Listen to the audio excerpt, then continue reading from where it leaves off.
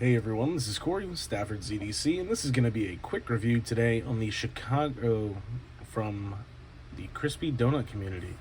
And now that I remember what I was going to say and not stumble through it, again, this is coming from the crispy donut community, the CDC, and this is their Chicago model. This is one that in pictures I didn't quite realize it, but once you get it in hand, you realize that this kind of has some old school Barlow vibes. The general shape of it is quite similar to a Spear Point Barlow type of design, much like this GEC number 78. You can kind of see where that DNA comes from with the general shape there. So I just wanted to show that off, kind of maybe dip into something that other reviewers may not have mentioned or picked up on necessarily. I'm not sure. They may have, but I figured I'd throw that out there. This, just like the other offerings from the crispy donut community, have the G10 here in blue over the pink G10, making up the rest of the scale, giving you your donut sprinkle motif. There, you have a frame lock on this guy, and the blade steel is S35VN, which you can see marked right there in the middle.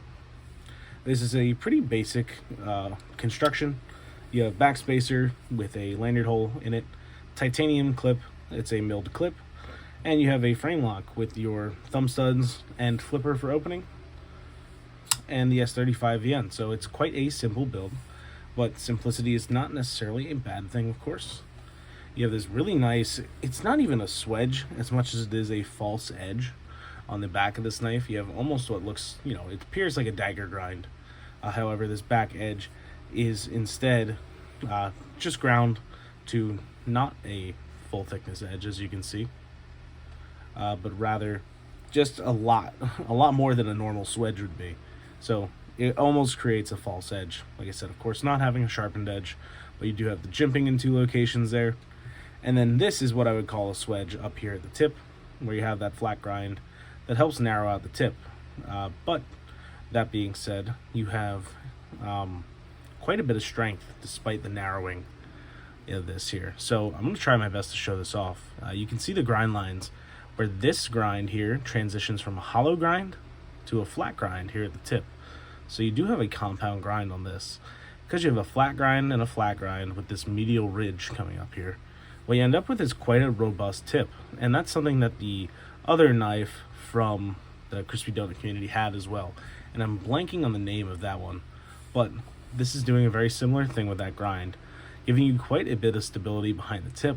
So if you ever did need to pierce anything hard with this, it should not be a problem. You have quite a bit of strength in that area where all those grinds meet, because they are flat grinds and the thickness is kept at essentially its full thickness all the way up to this point before it starts to thin out towards the tip.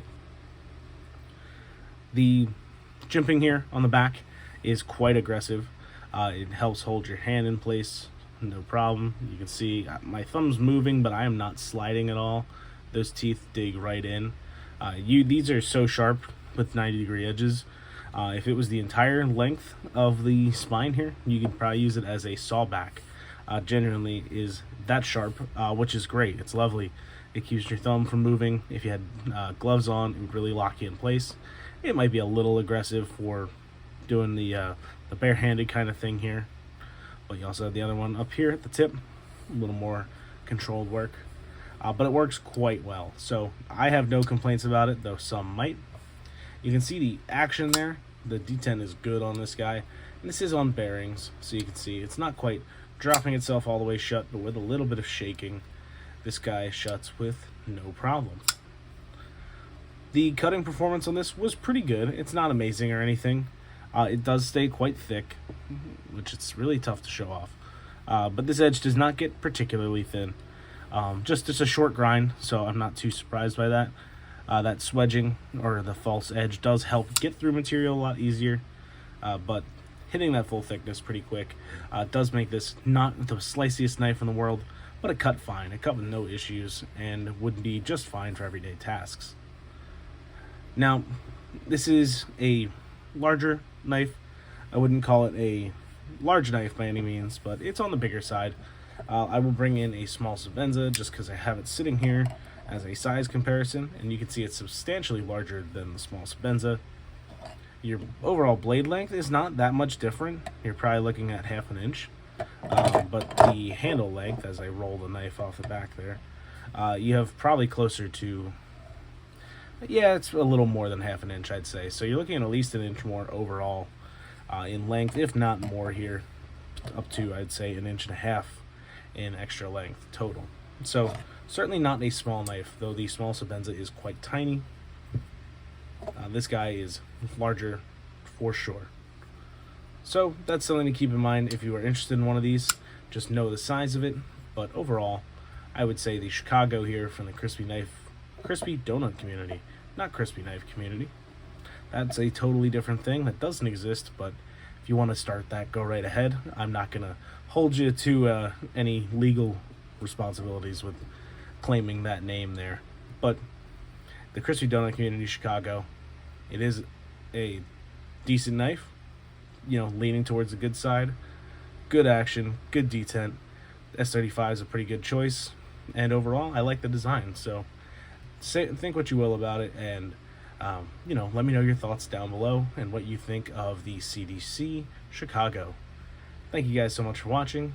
Hope you enjoy, and have a great rest of your day. Take care.